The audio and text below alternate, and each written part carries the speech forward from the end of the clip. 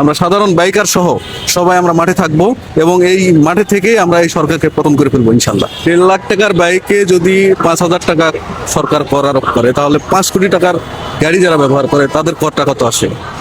আসলে বাইকাররা তো আছে বিপদে। এই যে সরকার বলেন আর সিন্ডিকেট বলেন, সিন্ডিকেট করে এই যে দীর্ঘ লাইন দেখে সরকার একটা চিন্তা ভাবনা করছে, এত বাইক আছে তাহলে বাইকারদের কাছ থেকে কর নিলে মনে হয় অনেক টাকা আসবে। কিন্তু বাইকাররা তো জীবনের তাগিদেই হচ্ছে বাইক চালাইতেছে, প্রয়োজনে কেউ বাইক চালায় সংসার চালাইতেছে বা নিজের জীবন ধারণ করতেছে, কেউ তার সময় বাঁচানোর জন্য কর্মস্থলে যাওয়ার জন্য বাইক চালাইতেছে। এটা তো একটা প্রয়োজনীয় জিনিস, এটা তো বিলাসবহুল কোনো ইয়া না যে এইটাতে কর দিতে হবে।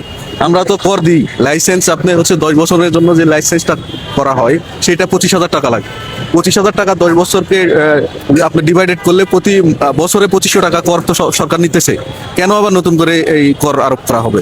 এইটা আমরা বাইকার যারা আছি আমরা এই কর মানি না, এবং এটা একটা অযৌক্তিক, মানে সাধারণ জনগণের ওপর চাপায় দেওয়া হচ্ছে।